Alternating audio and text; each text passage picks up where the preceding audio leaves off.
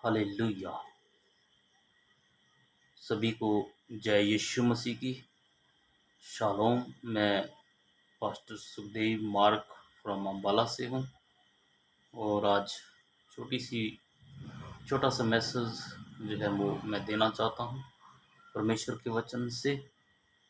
और जैसा कि हम पढ़ते हैं लूका की पुस्तक में अध्याय 14, लूका की पुस्तक अध्याय 14 से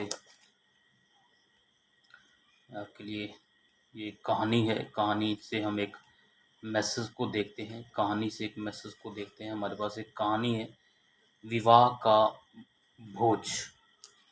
विवाह का भोज के विषय में एक कहानी है। बाइबल के अंदर एक कहानी दी है परमेश्वर ने, विवाह का भोज। और इसके विषय में हम एक मैसेज मैं आप लोगों को देना चाहता हूँ, विवाह के भोज के विषय में। Hallelujah, hallelujah. बाइबल से आपके लिए इस कहानी को हम देखेंगे। ये कहानी जो है लूका की पुस्तक उसके 14 अध्याय उसकी 15 से 24 तक ये जो है कहानी है। यहाँ पे प्रभु यीशु मसीह एक विवाह के भोज की बात कर रहा है और यहाँ कुछ आमंत्रित लोगों को विवाह के भोज में बुलाने के लिए भेजा गया था। और जो आमंत्रित लोग थे उन्होंने 3 प्रकार के वहाँ पे एक्सक्यूज़ दिए थे। कई प्रकार के लोग थे और उन्होंने एक्सक्यूज़ दिए, बहाने दिए थे। पहले के पास गए, वो बोले हमें क्षमा करना, हमने खेत मोल लिए और हमने अपने खेतों में जाना है। दूसरा भी एक्सक्यूज़ देने लगा कि मैंने 10 जोड़ी बैल लिए हैं, उनको परखने जाता हूँ।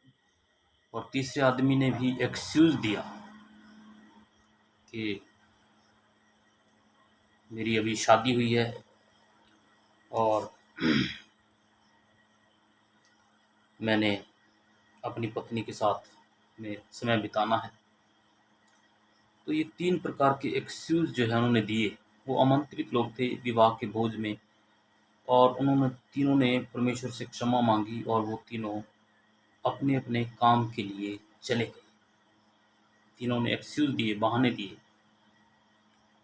आज भी बहुत लोग ऐसे बहाने बनाते हैं, बहुत बहानेबाजियाँ होती हैं। यहाँ पे ये उदाहरण, एक दृष्टांत दिया गया है। प्रभु ने दृष्टांत दिया, इसके विषय में मैं आपको बताना चाहता हूँ ये क्या है।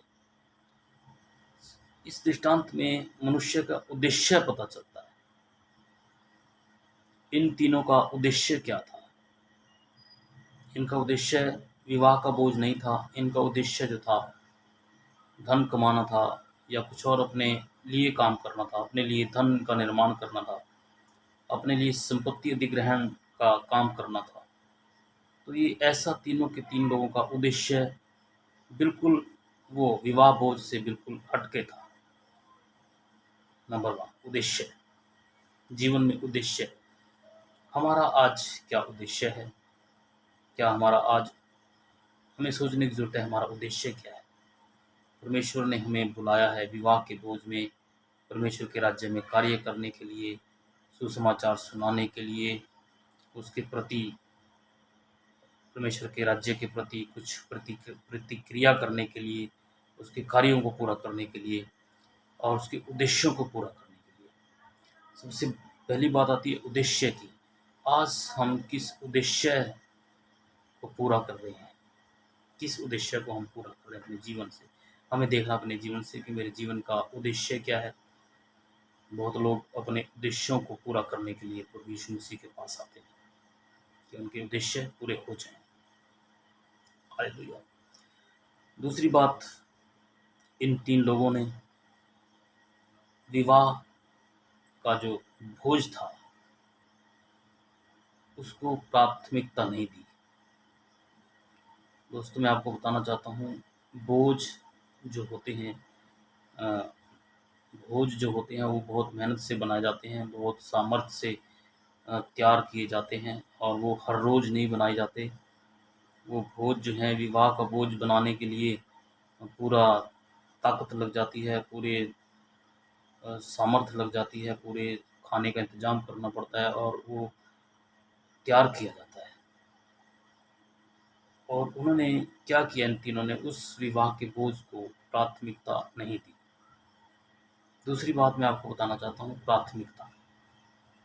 लोग आज परमेश्वर के राज्य को और परमेश्वर की बातों को प्राथमिकता नहीं देते हैं, बल्कि वो एक्सक्यूज़ करते हैं और चीज़ों को प्राथमिकता देते हैं।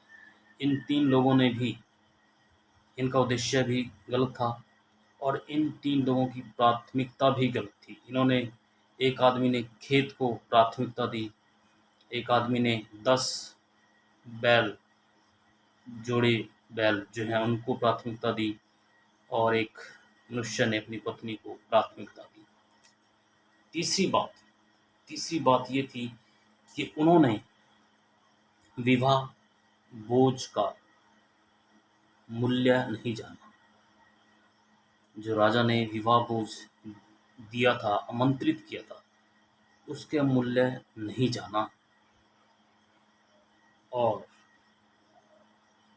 राजा के संबंधों में तुलना में अपने खुद के कामों को अधिक महत्वपूर्ण समझा, अधिक मूल्यवान समझा। जबकि उनको वो काम जो राजा ने एक भोज दिया था, उसको मूल्य समझना चाहिए था। तो मैं बताना चाहता हूँ, प्रदल भजन संहिता में लिखा है, नीति वचन 22 की 13 में, नीति वचन 26 की 13 में, आलसी कहता है मार्ग में सिंह है, चौक में सिंह है। लोग हमेशा एक्सक्यूज़ बनाते हैं। लोग हमेशा बहानेबाज़ी करते हैं। मैं आप लोगों को बताना चाहता हूँ, आज परमेश्वर का वचन क्या कहता है कि हमें परमेश्वर के लिए कार्य करना है और हमारा उद्देश्य होना चाहिए परमेश्वर के लिए, प्राथमिकता होनी चाहिए और मूल्य होना चाहिए। 3 चीज़ें। इस स्टोरी से, जो लूका अध्याय 14 उसकी 15 से 24 तक जो स्टोरी है, इसमें ये 3 चीज़ें, उद्देश्य, प्राथमिकता और मूल्य, ये 3 चीज़ें हमने देखनी हैं। जो लोग बुलाए गए थे, इन लोगों ने, आमंत्रित लोगों ने, ना तो उस उद्देश्य को जाना, ना प्राथमिकता को और ना मूल्य को जाना। और परमेश्वर ने उनको कहा कि और दूसरे लोगों के पास जाओ और दूसरे लोगों को बुलाओ। तो मैं कहना चाहता हूँ आप लोगों से, इस वचन के माध्यम से, परमेश्वर के सभी दासों बेटियों, मेरा ये मेरा ये कहने का मतलब है कि आप लोग परमेश्वर के उद्देश्य को पूरा करें और उसको प्राथमिकता दें और उसके मूल्य को जानें। प्रभु आपको आशीष दे। जय यीशु की। God bless you. आमीन।